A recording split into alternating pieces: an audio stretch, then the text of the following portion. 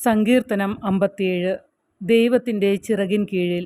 നശിപ്പിക്കരുതേ എന്ന രാഗത്തിൽ ദാവീദിൻ്റെ ഗീതം. സാവൂളിൻ്റെ മുമ്പിൽ നിന്ന് ഓടിപ്പോയപ്പോൾ ഗുഹയിൽ വെച്ച് പാടിയത്. എന്നോട് കൃപയുണ്ടാകണമേ, ദൈവമേ, എന്നോട് കൃപ തോന്നണമേ. അങ്ങയിലാണ് ഞാൻ അഭയം തേടുന്നത്. വിനാശത്തിൻ്റെ കൊടുങ്കാറ്റ് കടന്നു പോകുവോളം ഞാൻ അങ്ങയുടെ ചിറകിൻ കീഴിൽ ശരണം പ്രാപിക്കുന്നു. അത്യുന്നതനായ ദൈവത്തെ ഞാൻ വിളിച്ചപേക്ഷിക്കുന്നു. എനിക്ക് വേണ്ടി എല്ലാം ചെയ്തു തരുന്ന ദൈവത്തെ തന്നെ. അവിടുന്ന് സ്വർഗത്തിൽ നിന്ന് സഹായമയച്ച് എന്നെ രക്ഷിക്കും. എന്നെ ചവിട്ടി മെതിക്കുന്നവരെ അവിടുന്ന് ലജ്ജിപ്പിക്കും. ദൈവം തൻ്റെ കാരുണ്യവും വിശ്വസ്തതയും അയക്കും. മനുഷ്യമക്കളെ ആർത്തിയോടെ വിഴുങ്ങുന്ന സിംഹങ്ങളുടെ നടുവിലാണ് ഞാൻ. അവയുടെ പല്ലുകൾ കുന്തങ്ങളും അസ്ത്രങ്ങളുമാണ്. അവയുടെ നാവുകൾ മൂർച്ചയുള്ള വാളുകളും. ദൈവമേ, അങ്ങ് ആകാശത്തിനു മേൽ ഉയർന്നു നിൽക്കണമേ. അങ്ങയുടെ മഹത്വം ഭൂമിയിലെങ്ങും നിറയട്ടെ. അവർ എൻ്റെ കാലടികൾക്ക് വല വിരിച്ചു.